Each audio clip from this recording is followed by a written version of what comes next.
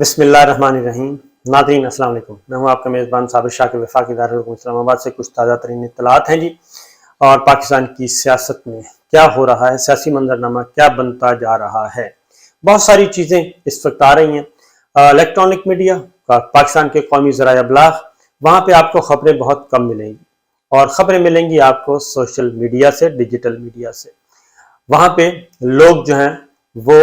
ان side جو stories ہیں، اندر خانے کی خبریں جو ہیں وہ وہاں سے آتی ہیں، اور چھوٹی چھوٹی خبریں بعض اوقات ایسے لگتا ہے کہ یہ بیٹھا بیٹھا کسی کے ذہن میں آیا اور اس نے یہ خبر بیان کر دی۔ ایسا نہیں ہوتا، بلکہ اس کے پیچھے کچھ نہ کچھ بیک گراؤنڈ ہوتا ہے۔ اور اسی لیے ایک دفعہ پھر میں نے آپ کو بتایا تھا کہ جو ہے army chief general Qamar Javed Bajwa صاحب، انہوں نے کنٹینیو کرنا ہے نہیں کرنا، اور ایکسٹینشن لینی ہے نہیں لینی، یہ پہلے تو ایک دفعہ D G I S P R پاک فوج کے ترجمان نے کیٹیگوریکلی بتا دیا تھا، اور میری اپنی جنرل باجوہ صاحب سے بات ہوئی تھی، تب ہم نے بتا دیا تھا کہ یہ کارڈ ٹیبل پر نہیں ہے۔ جنرل باجوہ صاحب 29 نومبر کو ریٹائر ہو جائیں گے، وہ ایکسٹینشن نہیں لیں گے، ان کو دی گئی تب بھی نہیں لیں گے۔ ایک بات، اس کے بعد کچھ عرصے کے بعد D G I S P R major general Babar صاحب نے بھی اس بات کی آن دا ریکارڈ تصدیق کر دی گئی تھی کہ یہ سب کچھ ایک بلشٹ ہے، پروپیگنڈا ہے، منفی پروپیگنڈا ہے، کہ جناب ایکسٹینشن کی باتیں ہو رہی ہیں تو جنرل قمر جاوید باجوہ صاحب بالکل انٹرسٹڈ نہیں ہیں، وہ ایکسٹینشن نہیں لیں گے، اور ان کو آفر کی گئی وہ قبول نہیں کریں گے، اور وہ 29 نومبر کو ریٹائر ہو جائیں گے اور گھر جانا چاہتے ہیں، گھر چلے جائیں گے۔ مجھے اس سے بھی ایک اور بات آگے کی تھی جنرل صاحب نے، اور وہ یہ تھی کہ پاک فوج میں ٹیلنٹ کی کمی نہیں ہے، پاک فوج میں بہت زیادہ ٹیلنٹ ہے، بہت زیادہ اس میں ایبیلٹی ہے، اور ہر جرنیل جو ہے، ہر افسر جو ہے، اتنا مضبوط ہے پاک فوج کا سسٹم اور ادارہ کہ وہاں پہ ٹریننگ دی جاتی ہے، تو اس لیے جہاں جو لیڈرشپ کی کمی نہیں ہے، اور اس لیے نئی لیڈرشپ آئے گی، وہ سنبھالے گی اور پرفیکٹلی پاکستان کو آگے لے کے جائے گی، یہ تھی۔ لیکن اس کے بعد یہ جب معاملات خراب ہوئے عمران خان صاحب کے اور جنرل صاحب کے، اور وہ ہوئے D G I S I کی اپوائنٹمنٹ پہ، جنرل فیض صاحب کے معاملے پہ، جنرل نظیم صاحب کے اپوائنٹمنٹ پہ، جب یہ معاملات خراب ہوئے تو اس کے بعد بھی یہی چیز آئی، اور اس کے بعد بھی D G I S P R نے یہ بات کی ریسنٹلی۔ لیکن اب جو چیز آ رہی ہے جی، وہ ذرا تھوڑی سی ڈیفرنٹ ہے۔ ایک بار پھر یہ چیز آ رہی ہے، آ گئی ہے کہ جناب یہ پھر بحث آ گئی ہے کہ یہ آنا چاہیے، اور اس میں سب سے زیادہ جو کوشش کر رہے ہیں وہ ہیں زرداری صاحب۔ زرداری صاحب اب بھی چاہتے ہیں، اور انہوں نے راضی کر رہے ہیں، زرداری صاحب اور شہباز شریف صاحب دونوں یہ چاہتے ہیں۔ اب یہ پولیٹیکل پارٹیز کے سورسز بتا رہے ہیں، ہم آپ کو بتا دیں پولیٹیکل پارٹیز کے سورسز، زرداری صاحب بھی چاہتے ہیں اور شہباز شریف صاحب بھی چاہتے ہیں، اور مولانا بھی چاہتے ہیں کہ جناب یہ کنٹینیو کرنا چاہیے جنرل صاحب کو، اور ان کو کہنا چاہیے کہ جناب آپ کنٹینیو کریں 1 سال یا 2 سال، جو بھی جس پہ بھی ہو، اور اس کے بعد یہ سسٹم پھر اسٹیبل ہوگا، پولیٹیکل سسٹم، یہ اس وقت سیاسی ڈھانچہ ہے، تو اگر یہ ہو جائے تو اسٹیبلٹی آ جائے گی، اور اعتماد کے ساتھ ہم آگے بڑھ سکیں گے۔ اور اس دوران جناب باجوہ صاحب کو وہ یہ آفر کر کے کیا کریں گے؟ ظاہر ہے وہ اس دوران یہ جو ایف آئی اے کے ذمہ لگایا ہے اور الیکشن کمیشن آف پاکستان کے ذمہ لگایا ہے، فیڈرل گورنمنٹ چاہتی ہے، یعنی کہ جو اس وقت مراسلہ حکومت، وہ یہ چاہتی ہے کہ جناب اس کے بعد پھر ہم ذرا یہ جب ہماری یہ آفر قبول کر لی جائے گی اور ہم اعتماد کے ساتھ آگے بڑھیں گے، تو اس 1 سال میں پاکستان تحریک انصاف، اور خاص طور پہ پاکستان تحریک انصاف نہیں، پریورٹی وہ ہے عمران خان صاحب، عمران خان صاحب کو ذرا ہم فارغ کروائیں گے، عمران خان صاحب کو فارغ کروائیں گے، کہاں سے؟ الیکشن کمیشن آف پاکستان سے اور عدالتوں کے ذریعے سے۔ یہ جو ممنوعہ فنڈنگ کا کیس ہے، اس کو لے کے یہ ہے ان کی پلاننگ، اور کیا کیا جائے گا یہ بھی میں آپ کو بتا دیتا ہوں، کیونکہ جو میرے پاس اطلاعات ہیں جی وہ یہ ہیں کہ یہ خبر ہے، اور وہ خبر یہ ہے کہ یہ خاص طور پہ جو پنجاب حکومت کا معاملہ ہوا اور حمزہ شہباز جس کے نتیجے میں فارغ ہوئے، एक तो 63A में जो सुप्रीम कोर्ट ऑफ पाकिस्तान ने अपना फैसला दिया है, नंबर 1 वो, उसके बाद फिर पंजाब हुकूमत की फरागत यानी कि हमजा की फरागत वो, ये दोनों चीज़ों से जो इस वक्त हुक्मरान इत्तेहाद है वो सख्त नाला है। और हुक्मरान इत्तेहाद ये समझता है कि इन दो फैसलों ने जो उनका सारे का सारा प्लान है वो ख़राब कर दिया है। और इसलिए ये अब मेरे पास इत्तला है कि इस दौरान वही तरीका अख्तियार किया गया। पहले जुडिशरी को अप्रोच करने की कोशिश की गई, चीफ जस्टिस ऑफ पाकिस्तान को अप्रोच करने की कोशिश की गई और उनको मैनेज करने की कोशिश की गई और उनको एक ऑफ़र भी की गई। ये बात मैं आपको बड़े वसूख से कह रहा हूँ, उनको ऑफ़र भी की गई कि जनाब कुछ ज़रा इनडायरेक्ट और इनडायरेक्ट इसको छोड़ दें। कि कैसे किया गया, ये मुझे एक इंतहाई सीनियर कानूनदान हैं जो कि अंदर की खबरें रखते हैं, उन्होंने इसकी तस्दीक की कि कोशिश की गई जनाब के ये मैनेज हो जाए और पंजाब हुकूमत का फैसला जो है, जो जिसके नतीजे में हमजा घर चले गए हैं, वो ना आए और वो कंटिन्यू करें और जो कुछ डिप्टी स्पीकर ने कह दिया रूलिंग उसको इम्प्लीमेंट कर दें। बस ये चीज़ कही गई, या उसको कह दें नीचे भेज दें, supreme court of Pakistan direct ना सुने, हाई कोर्ट को भेज दें, कोई ना कोई हल निकाल लिया जाए कि ये कंटिन्यू करता रहे। लेकिन मसला ये, इसी तरीके से जस्टिस एजाजुल एहसन साहब थे और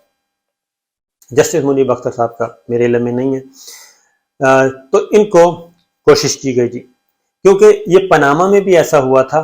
कि जब पनामा सिलसिला शुरू हुआ था तो उस वक्त भी पहले मैनेज करने की कोशिश की गई,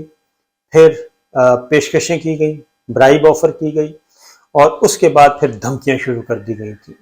उसमें अजमत सईद शेख साहब मोटरवे पे उनका पीछा किया गया था, जस्टिस एजाजुल एहसन साहब उनके घर में एक गोली भेजी गई थी, एक फायर हुआ था और इसी तरीके से ये सारे काम होते गए, लेकिन ये चीज़ें मैनेज नहीं हो सकी थी और आला अदलिया ने फैसला दे दिया था कानून और ज़ाब्ते के मुताबिक। अब भी यही कोशिश की गई लेकिन वो कोशिश कामयाब नहीं हुई और चीफ जस्टिस ऑफ पाकिस्तान जनाब जस्टिस उमरता बंदयाल साहब, जो कि इबादत गुजार हैं, नमाज पर भी पढ़ते हैं, अल्लाह से डरने वाले भी हैं और आइन और कानून के ताबे रह के काम भी करना जानते हैं और प्रेशर भी बर्दाश्त करना जानते हैं, उनकी तरफ से कोई जवाब नहीं मिला, पॉजिटिव रिस्पांस नहीं मिला और उन्होंने वो फैसला किया, सुप्रीम कोर्ट ऑफ पाकिस्तान के फुल बेंच ने मुत्तफिका तौर पे फैसला जो हुआ वही हुआ जो आइन और कानून के ताबे था। लिहाजा उसमें एक और चीज़ बता दूं कि चीफ जस्टिस ऑफ पाकिस्तान को एक ऑफ़र की गई थी और ऑफ़र ये की गई थी कि जनाब आपको सुप्रीम जुडिशल काउंसिल में सुप्रीम जुडिशल कमीशन में आपको ईज कर दिया जाएगा और अपॉइंटमेंट्स जो हैं वो फिर अटॉर्नी जनरल और ये सारे जो हैं वो मुखालफत नहीं करेंगे। ये बात जहन में रखिएगा जी। तो इस तरह की एक चीज़ की गई और अगर हाजिर है जी हमारा फोरम, अगर ये कोई है तो वो नहीं बात बनी और उन्होंने कहा जी कि मैंने तो अपना काम आइन और कानून के मुताबिक करना है, अल्लाह ताला करम करेगा। लिहाजा ये सब कुछ हो गया और फैसला आ गया, तो ये यहाँ से ख़राब हुआ काम। अब आते हैं जी वापस मेन स्टोरी की तरफ जो कि की जा रही है। अब इसमें इस साल में उन्होंने क्या करना है जी, इलेक्शन कमीशन ऑफ पाकिस्तान के ज़रिए और अदालतों के ज़रिए इमरान खान साहब को फॉरेन फंडिंग में, ममनुआ फंडिंग में वो कहते हैं इनको फारिग करवा दें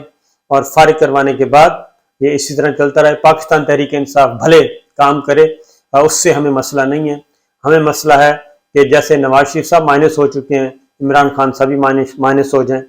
तो स्कोर बराबर हो जाएगा। उसकी रीज़न ये है, नवाज शरीफ साहब को इस दौरान वापस आ जाएंगे, नवाज शरीफ साहब का भी फैसला हो जाएगा अदालतों से, मरीम साहबा का भी फैसला हो जाएगा एक साल के अंदर अंदर, तो ये सारा कुछ हो जाएगा।